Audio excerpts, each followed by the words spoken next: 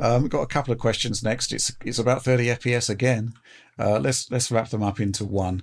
This one from Sven Darlin. Hi DF, it is easy to get used to something better while it is hard to go back to something worse. Case in point, your OLED monitor, John. The very long cross-gen period has led to current gen owners getting used to 60 FPS in games.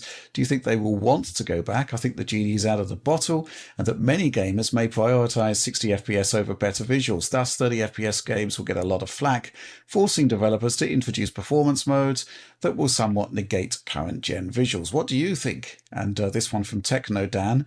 Whilst I love ray tracing and think it's the future of real-time rendering, in the here and now, TM, if the choice on console is between RT at 30 FPS and high-quality rasterization at 60, I'll always go with the latter. And I don't think I'm alone in this.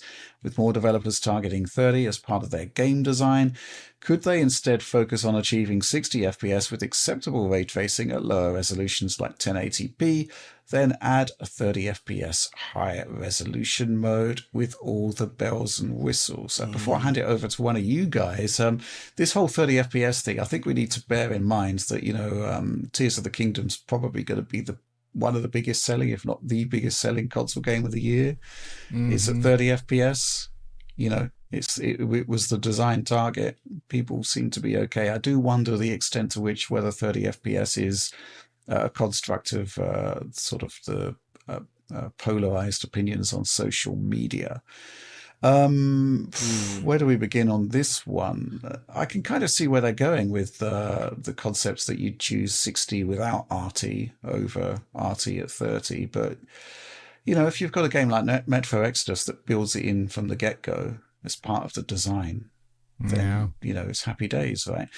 John, quick thoughts on this one? So first of all, regarding getting used to something, this is actually something we've seen many times in the console space. There have been generations of console games that were largely 60 frames per second before, right?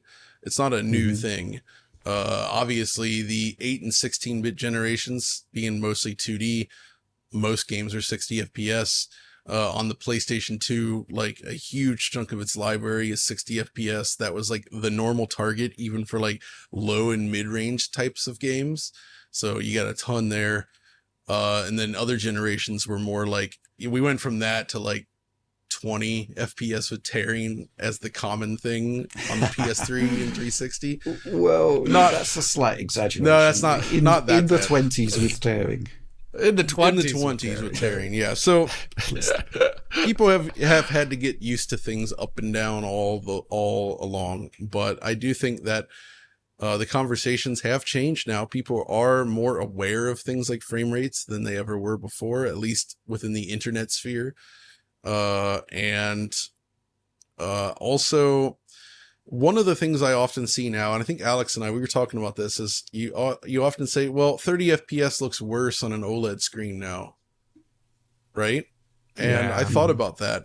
And I think this is just people getting used to the blurriness of LCD motion resolution, because 30 FPS motion on an OLED is a whole lot like 30 FPS on a CRT, which many people have experienced before, and something like a plasma. Basically, lower persistence displays, faster refresh displays tend to have more visible judder, I guess, but I don't think LCDs really hide it, because the blurring doesn't really eliminate the artifact. It just gives it this like softer, fuzzier look that I don't know, I don't like, but I suspect that's where it's coming from.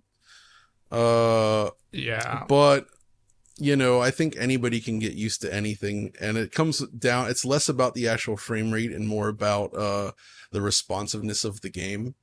And you can still do a responsive game at 30 FPS, right? It is possible. Yeah. And you can have a laggy game at higher frame rates.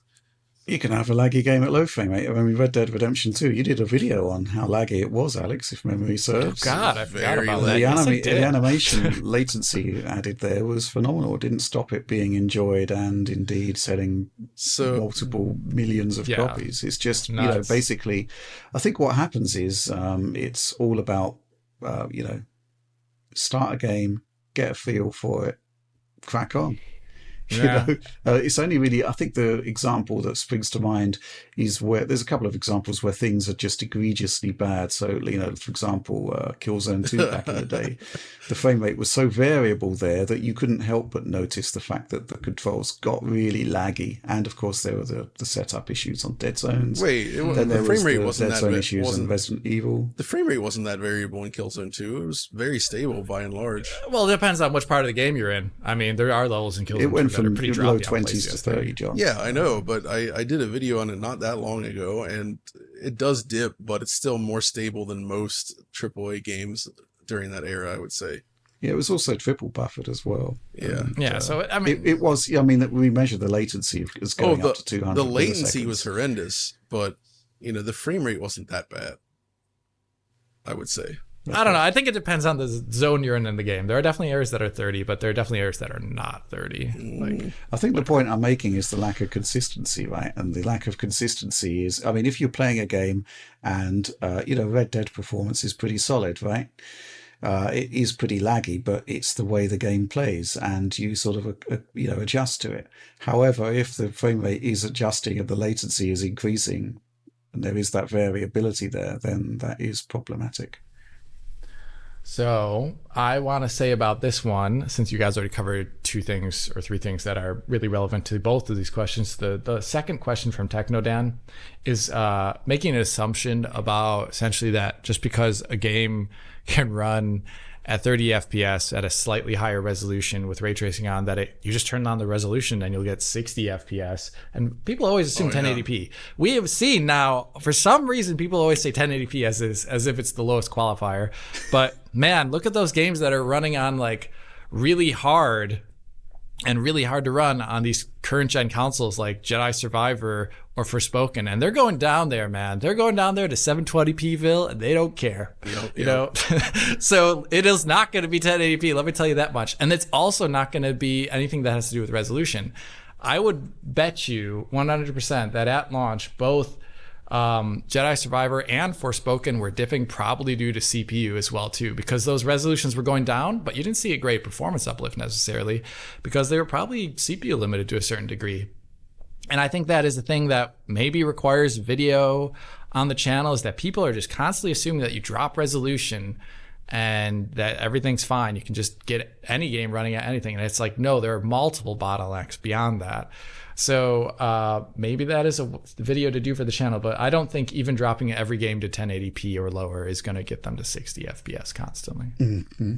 I think, we'll get the games we'll get is the bottom line, and people will generally be okay with it. Hey, because as has always been the case, 60 FPS remains a design choice. If a developer wants 60, if they want 120, the hardware is there to do it. They can always hit that target. It is very, very possible. It's just what else you're doing around the game and what you want to do with it that determines whether you can hit it.